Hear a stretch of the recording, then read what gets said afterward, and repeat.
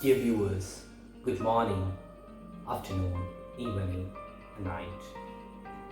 I sit here today to narrate to you a wonderful story. Without further delays, let us get the story straight forward. The year is 1990. The month is December, and the date is 24th. In the northwest part of England, in a big town, there is a church named St. Harry's. There are many houses around this church are decorated miraculously on this Christmas Eve. Everyone is celebrating, enjoying, and having fun. When all this is happening, when all the houses are filled with light, laughter, and joy, there stands out one house in darkness. This house, the very two inhabitants of this house, a young mother and a young daughter, don't have sufficient food to eat, new clothes to wear, or efficient parties to enjoy. The very guardian of this house, the husband of this young lady, is a drunkard. Being high on drinks, he beats his own wife and daughter out of the house every day. When this young woman named Joanna Kathleen and a young kid were thrown out into the cold nights of Manchester City on the Christmas Eve of 1990, she lost her patience. She went to the nearby railway station and took a train. From Manchester to London, an enlightening and amazing journey, and both of them reached the great city of London. She gets there a job as a kindergarten teacher. With not even enough money to buy sufficient baby food for a young daughter, life seemed a disaster.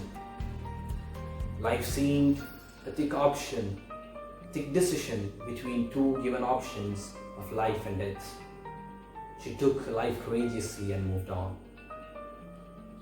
Her young daughter asked for stories to be narrated to her before sleeping. She swayed the cradle with the left hand, wiped the tears of the eyes of her young daughter with the right hand, and narrated beautiful stories for her baby to sleep. Life moved on, though pathetically. One fine morning, while reading the newspaper, Kathleen finds a contest for well-written stories. Out of pure curiosity, she writes down the story she narrated to a young child the night before and sends it for the contest. When this story reaches the concerned authorities, it immediately falls into the dustbin. It's rightly said, guys. There is a day God changes your life. There is a day God makes a particular move which turns your life for the better. For Kathleen, that day, that move, that turn came in the form of an 8-year-old kid named Alice Newton. Alice Newton was none other than the daughter of the chairman of a famous book publishing company in England. This kid had a peculiar habit. She used to do her school homework on the backside of the waste paper that her father put in the dustbin. This very fine day, when she took out the paper and casually shifted it over, she found there a story, an amazing story, mysterious story, a reader's paradise. She gave it to her father and asked him to read it.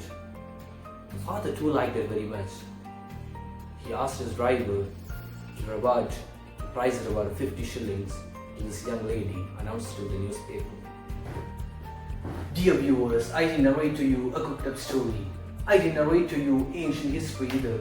I narrated to you the very living example of an inspiring young lady in England. Indeed, all of you know her name. Each one of you listening to my voice know this lady very well. Because I was talking about the very Joanna Kathleen, who is today the best fantasy author of all time. And I was talking about the very courageous wife who escaped from the wrath of her drunkard husband and took a train from Manchester to London on the Christmas Eve of 1990 and is today the author of the best-selling book series of all time.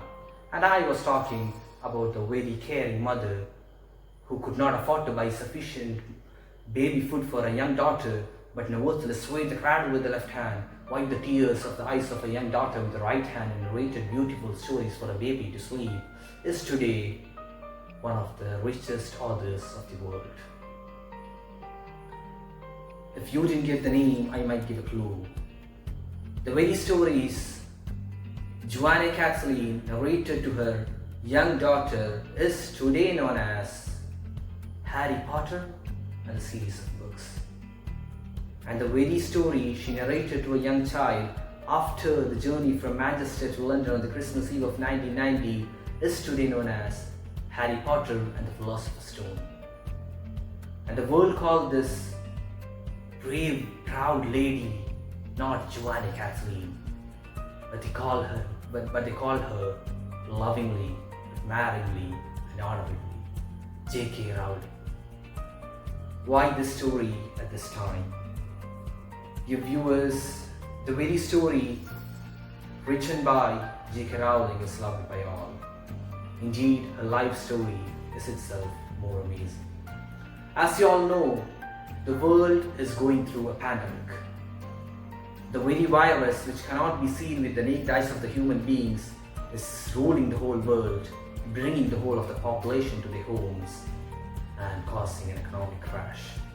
Indeed, the economic crisis seems so deep and so huge that experts say the post-corona world will refer to AC and BC not as after Christ and before Christ, but as after Corona and before Corona.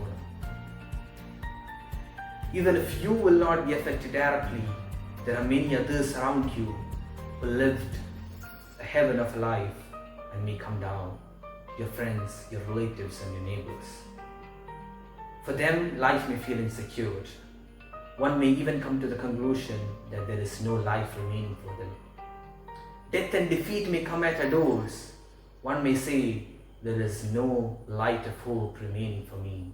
At that time, remind yourself and remain those others around you, the iron will story of Joanna Kathleen Rowling, who could have remained like the many other housewives of the rented husbands all around the world, an ordinary housewife living a desperate life, but went on to become one of the most influential women of the 21st century.